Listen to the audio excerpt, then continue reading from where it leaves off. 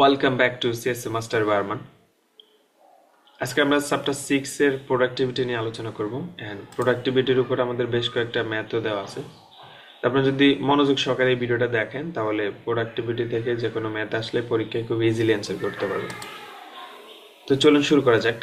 প্রোডাক্টিভিটিটা কি জিনিস আসলে? Productivity is the ratio of outputs divided by the inputs, অর্থাৎ আউটপুট এবং ইনপুটের যেই রেশিওটা সেটি হচ্ছে আসলে প্রোডাক্টিভিটি।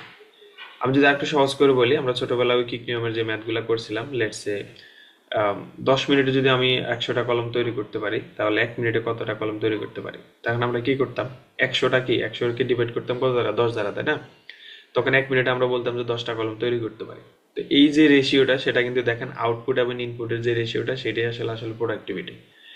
এখন আউটপুট, এখন এখানে 100টা কলম তৈরি করলেন আপনি, সেটা হচ্ছে output, and divided by input. ইনপুটটা কি, আপনি কি ইনপুট দিলেন, আপনার কতক্ষণ সময় লাগছে, তাই না?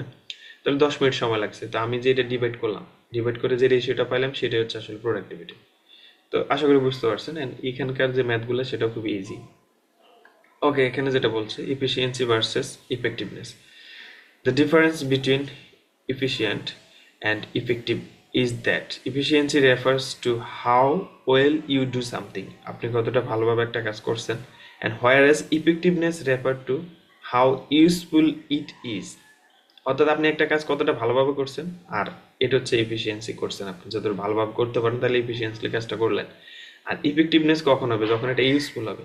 এখন আপনি লেটস আপনি 1 মিনিটে 10টা কলম তৈরি করে ফেললেন, এটা আপনি ভালোভাবে, আরেকজন করছে হচ্ছে 1 মিনিটে হচ্ছে 5টা কলম, তাহলে আপনি ওর থেকে ভালো এফিসিয়েন্সি হইতে করছেন। এখন বিষয় হচ্ছে আপনার কাজটা কতটা ইফেক্টিভ হয়েছে। এখন আপনি কলম তৈরি করলেন, কলমগুলো যদি আঁকা বাঁকা হয় বা কলম যদি এগুলো যদি যদি কালি না বের হয়, তাহলে তো ওটা কাজটা তো আর হলো না, তাই না? তাহলে এটা ইউজফুল হয় না। তাহলে কিছু কিছু কাজ ইফিসিয়েন্সি হলে সেটা কিন্তু ইফেক্টিভ হয় না।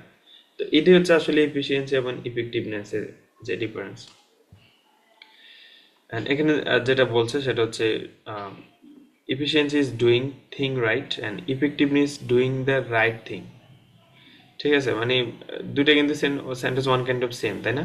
জাস্ট একটা হচ্ছে থিং রাইট আর একটা হচ্ছে রাইট থিং, অর্থাৎ একটা হচ্ছে ভালোভাবে করা আর একটা হচ্ছে কতটা ভালো হয়েছে।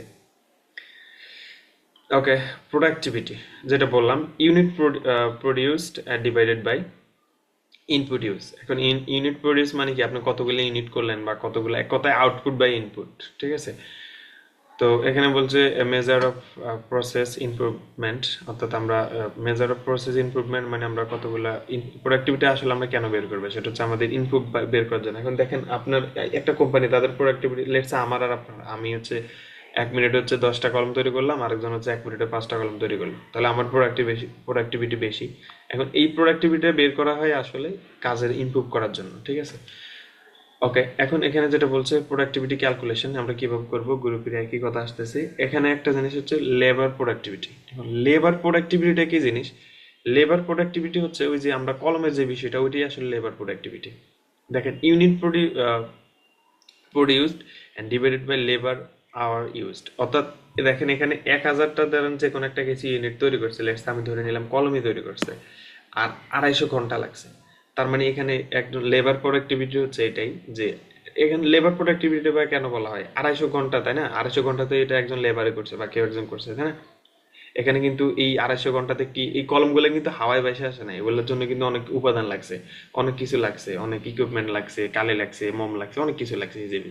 সেটা হচ্ছে আলাদা মাল্টিফ্যাক্টর আমরা দেখবো। কিন্তু এখানে লেবার প্রোডাক্টিভিটি যখন আসবে তখন সময় আর আউটপুটটা আপনাকে দেখতে হবে, আপনি কতটুকু সময় ইনপুট করছেন আর কতটুকু আপনি আউটপুট পাইছেন, সেটা হচ্ছে আসলে লেবার প্রোডাক্টিভিটি। ওকে, ধরে নিচ্ছে এখানে 1000টা কলম সে উৎপাদন করলো এবং 250 ঘন্টা তার লাগলো, তাহলে এখানে তার প্রোডাক্টিভিটি, লেবার প্রোডাক্টিভিটি কত হবে? 1000 ডিভাইডেড বাই 250, তাহলে 4 ইউনিটস লেবার আওয়ার। ঠিক আছে, এটা হচ্ছে ওয়ান রিসোর্স ইনপুট। এখানে ইনপুট কিন্তু একটা দিছে, তাই না? লেবার প্রোডাক্টিভিটি কিন্তু one resource input, single factor productivity যেটাকে বলে আর কি। ওকে, এন্ড আমরা যদি মাল্টিফ্যাক্টর প্রোডাক্টিভিটি দেখি, দেখেন মাল্টিফ্যাক্টর প্রোডাক্টিভিটিতে কি হয়েছে, এখন আপনি যে 1000টা কলম তৈরি করলেন, এখানে কিন্তু এটা কিন্তু বললাম তো, এটা 250 ঘন্টা দিয়ে কিন্তু আপনি কলম তৈরি করেন নাই। এখানে এই কলমটা তৈরি করার জন্য 250 ঘন্টা, এখানে আপনার বেশ কিছু জিনিস লাগছে। লেবারের আপনি স্যালারি দিতে হবে, আবার হচ্ছে আপনার ম্যাটেরিয়াল লাগছে, তারপরে এনার্জি লাগছে, বৈদ্যুতিক বা জিনিস যন্ত্রপাতিতে লাগবে, অবশ্যই ক্যাপিটাল লাগবে, অবশ্যই আপনি এগুলো কিনতে তো আপনার একটা ক্যাপিটাল লাগে, তাই না?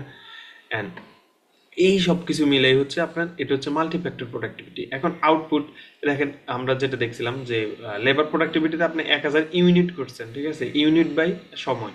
আর এখানে হবে কি, মাল্টিফ্যাক্টর যখন আসবে তখন ডলার হিসাব চলে আসবে, ঠিক আছে। তো এটাকে also known as total factor productivity. আপনার টোটাল ফ্যাক্টর প্রোডাক্টিভিটি অথবা মাল্টিফ্যাক্টর প্রোডাক্টিভিটিও আমরা বলতে পারি এক কথায়। ওকে, এখন এটা দেখেন এখানে আউটপুট আমি কয়টা কলম তৈরি করলাম, লেটস 1000টা কলম তৈরি করলাম। 1000টা কলম একটা যদি 5 টাকা হয় তাহলে 5000 টাকা আউটপুট। আর ইনপুট হচ্ছে লেবারের, লেটস আমার লেবার দিতে হইলে 500 টাকা, আর ম্যাটেরিয়াল লাগলো 1000 তাহলে 1500, আর এনার্জি লাগলো আর 200 তাহলে 1700। অ্যান্ড ক্যাপিটাল হচ্ছে আমার লেটস এ কত, 1700 বা 300, 300 না, 300 কমে 700 ধরলাম, বা 1300 ধরলাম, তাহলে কত হইলে 3000 হইলো। বা তো এই যে টোটাল এগুলোর যোগফল ধরলাম কত, 3000, আর আউটপুট হলে কত, 5000। তার মানে 5000 ডিভাইড বাই 3000 যে যেটা আসবে রেশিওটা, সেটা হচ্ছে আসলে প্রোডাক্টিভিটি। অ্যান্ড এটাই হচ্ছে আসলে মাল্টিফ্যাক্টর প্রোডাক্টিভিটি। ওকে, এখন মেজারমেন্ট প্রবলেমটা কি জিনিস সেটা খুব ইম্পর্টেন্ট একটা বিষয়। এখন দেখেন আমরা প্রোডাক্টিভিটি তৈরি করলাম কিভাবে, আউটপুট ডিভাইডেড বাই ইনপুট। এখন লেটস আমি ধরি 2020 সালে হচ্ছে আইফোন কোম্পানি হচ্ছে 100টা আইফোন তৈরি করছে, ঠিক আছে। তো 2020 সালে 100টা আইফোন তৈরি করছে, 100টা আইফোনের সেল রেট ধরে নিলাম আমি, মানে ক্যালকুলেশনের সুবিধাতে আমি ধরে নিলাম 100টা হচ্ছে 1000 টাকা। অ্যান্ড ডিভাইডেড বাই হচ্ছে আমি ধরে নিলাম যে খরচ হয়েছে তাদের 500 টাকা। তাহলে 1000 ডিভাইডেড বাই 500 তাহলে কত বাড়লো, তাহলে কত হয়, 200 হয়, 2 হয় সরি। তো 2 হচ্ছে তাদের প্রোডাক্টিভিটি, তাই না। এখন এই যে এটা হচ্ছে 2000, আমি 24 সালের কথা বললাম লেটসে। এখন 2025 সালে এসে যদি তারা 1000টা আইফোন তৈরি করে এবং তাদের প্রোডাক্ট খরচ লাগে হচ্ছে 500, তার মানে এখানেও কিন্তু ইউনিটি তাদের প্রোডাক্টিভিটি কিন্তু 2 আসতেছে। এখন এখানে দেখেন কোয়ালিটির যে বিষয়টা, গত বছর তারা তৈরি করছে আইফোন 10 এবং এই বছর তারা তৈরি করতেছে লেটসে হচ্ছে আইফোন 15 প্রো ম্যাক্স। তাহলে এখন আইফোন 10 বা এক্স যেটা আর কি, সেটার আইফোন 50 যে কোয়ালিটি সেটা কি সেম, অবশ্যই না। কিন্তু প্রোডাক্টিভিটি তো সেম আসছে, তাই না, দুইটারে কিন্তু 2 আসছে। এটাই হচ্ছে আসলে মেজারমেন্ট প্রবলেম। অর্থাৎ আপনার প্রোডাক্টিভিটি দিয়ে কিন্তু সবসময় আপনি সবকিছুর জন্য কিন্তু আপনার প্রোডাক্টিভিটি দিয়ে সবকিছু ক্যালকুলেশন করা যায় না। এটা হচ্ছে আসলে মেজারমেন্ট প্রবলেম। এখন কোয়ালিটি কি জিনিস দেখেন, may change while the quality of, sorry quality না, quantity of inputs and outputs remain constant. অর্থাৎ কোয়ান্টিটি কিন্তু কনস্ট্যান্ট আছে কিন্তু কোয়ালিটিটা চেঞ্জ হয়ে গেছে, তাই না। এখন এইটাই হচ্ছে আসলে মেজারমেন্ট প্রবলেম, আপনি সঠিকভাবে মেজারমেন্ট দিতে পারেন না, বা এই যে কোয়ালিটির যে ইনপুট সেটা আপনি কিভাবে ক্যালকুলেট করবেন, এটা তো কোনো একক নাই। একক তো দুইটারে সেম, 10টা আইফোন গতবার আপনি 100টা তৈরি করছেন, এবার আপনি 100টা তৈরি করছেন, কিন্তু কোয়ালিটিটি চেঞ্জ আছে। গতবার আপনি তৈরি করছেন আইফোন 10, এবার আপনি তৈরি করছেন আইফোন 15 প্রো ম্যাক্স। তো এটাই হচ্ছে আসলে কোয়ালিটিতেও চেঞ্জ আসতে পারে। অ্যান্ড এক্সটার্নাল এলিমেন্টস যেটা may cause an increase and decrease and in productivity using more reliable electric power. Let's say গত বছর আপনার বৈদ্যুতিক মানে যেটা লোডশেডিং খুব বেশি হয়েছে, আপনার আপনার আপনার লেবার হচ্ছে 10 জন, আপনার মেশিন হচ্ছে 10টা।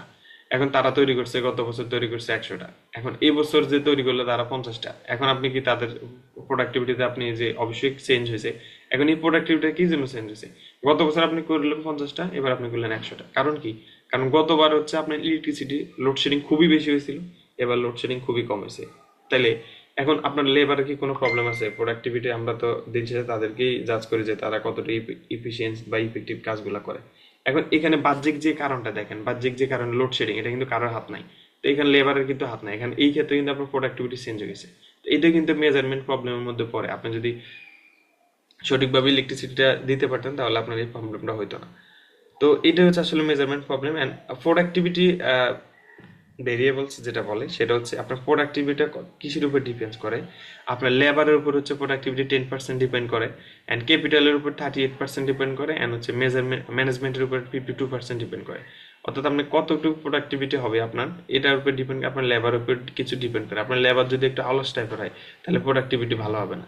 এখন আপনার লেবার যদি ঠিকঠাক থাকে, তাহলে আপনার ক্যাপিটাল যদি না থাকে, আপনার যদি সঠিক যন্ত্রপাতি না থাকে, আপনার 10টা যন্ত্রপাতি দিয়ে যদি আপনি কাজ করেন আর 100টা যন্ত্রপাতি দিয়ে যদি কাজ করেন, লেবার সেম কিন্তু যন্ত্রপাতি চেঞ্জ, তাহলে আপনার প্রোডাক্টিভিটি বাইরে যাবে না, কমে যাবে না। তো আবার ম্যানেজমেন্ট সবই ঠিক আছে, লেবারও ঠিক আছে, আপনার ক্যাপিটাল বা যন্ত্রপাতিও ঠিক আছে। এখন আমরা যদি ম্যানেজমেন্ট ঠিকভাবে না করেন, মানে ওই লেবারও ঠিকঠাক আছে, মানে লেবারও হাঁটতেছে, যন্ত্রপাতিও চলতেছে তার মতো, কিন্তু ম্যানেজমেন্ট হয় নাই, তাহলে তো হবে না। এই জন্য ম্যানেজমেন্ট হচ্ছে 52%। সবকিছু আপনি ম্যানেজ করলেন, লেবার নাই, ইকুইপমেন্ট নাই, তাহলেও হবে না। তো সুতরাং এই ক্যালকুলেশনের উপর ডিপেন্ড করে প্রোডাক্টিভিটি ভেরিয়েবলস হচ্ছে 10% ডিপেন্ড হচ্ছে লেবারের উপরে, অ্যান্ড ক্যাপিটাল সেটা হচ্ছে 38%, অ্যান্ড ম্যানেজমেন্ট যেটা সেটা হচ্ছে 52%। তো এখানে বেশ কয়েকটা ম্যাথ দেওয়া আছে, আশা করি এগুলা খুবই ইজি ম্যাথ, আপনারা বুঝতে পারবেন। এখানে যেটা বলছে, আমি যদি এটা একটু করি, এই company that proceed foods and, তারা হচ্ছে 400টা ফুডস তৈরি করছে, ফুড কোম্পানি, অ্যান্ড তাদের সময় লাগছে হচ্ছে কি ওয়ান হাফ 1/2 আওয়ার। তার মানে কত, আধা ঘন্টা লাগছে না, 30 মিনিট। তার মানে 400 আপনি 30 দ্বারা ভাগ করলেই যেটা হবে সেটা না, এখানে কি বলছে, এই company that proceed foods and vegetables in 400 units okay fine, can it process in 1/2 hour with 4 worker. ও, 4জন ওয়ার্কার হচ্ছে আধা ঘন্টা ধরে কাজ করছে, তাই না? তাহলে 4জন ওয়ার্কার যদি আধা ঘন্টা ধরে কাজ করে, তাহলে ওয়ার্কার 4জন এবং কাজ করছে আধা ঘন্টা, তাহলে এক একজন কত মিনিট করে কাজ করছে, 30 মিনিট। তার মানে 3 4 12। তো এখানে ডিভাইড করছে আওয়ারে দিচ্ছে, এই কারণে এখানে হাফ রাখছে। তো দেখেন 400 আউটপুট হচ্ছে 400, অ্যান্ড কাজ করছে এক একজন আধা ঘন্টা করে, এবং 4জন। তো এখানে 30 দেয় না, 30 দিলে কিন্তু আবার এখানে মিনিট দেওয়া লাগবে, এখানে হাফ দিছে, তার মানে এখানে আওয়ার দিছে। তার মানে 2 দ্বারা ভাগ করলে কত, 200 হয়। তো এরকম আরো বেশ কয়েকটা ম্যাথ আছে, এই লেকচারে না দেখে ম্যাথগুলো আমরা আলাদা একটা লেকচার করি, যাতে আপনারা বুঝতে ইজি হয়। তো এই ছিল টোটাল ওভারঅল বিষয়, আশা করি বুঝতে পারছেন। ধন্যবাদ সবাইকে, ভালো থাকবেন, আসসালামু আলাইকুম।